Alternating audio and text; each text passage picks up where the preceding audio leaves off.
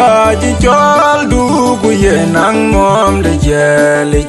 kalga waa belui ne pinyenom kuna ye mia ka waa cwɛde keror cwɛde waa ŋa manda beri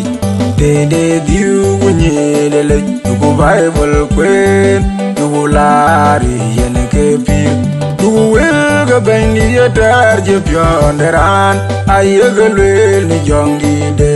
kejena kang de pio yugu jong da de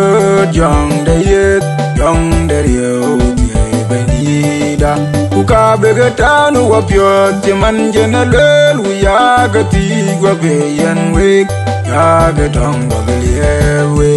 yugo nyuat ka wo ye ke de loy piat yugo bendi loy ne pialer udu ku ye dar ne loy piat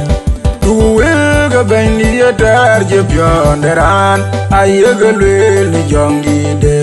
kejena kang de pio yugo jong da de jong de yet jong de rio tie benida uka begetanu wa pio ti man jena lwel uya gati gwa beyen wek ya getong baglewe yai kudi de pio ne loy de benyi yuku ben loy ne piolir pion di te pion de jok ko be chwan me ye Juääc bendi ye tarje pionderan ayega lwel ni jongi de kejena kang de pio yugu jong da de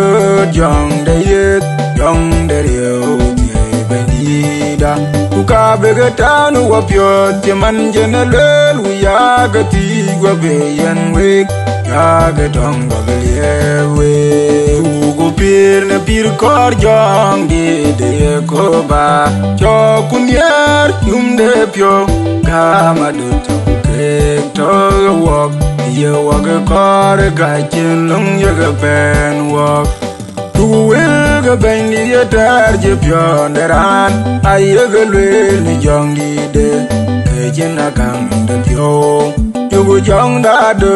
jong de yet jong de rio tie benida uka begetanu wa pio ti man jena lwel uya gati gwa beyen wek ya getong baglewe amut ka ben keretano epini yugu lwel yugu ye nang jam la bang bang yugu pini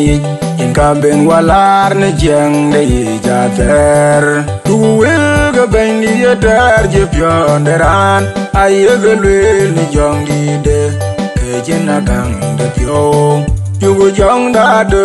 jong de yet jong de rio tie benida uka begetanu wa pio ti man jena lwel uya gati gwa beyen wek ya getong baglewe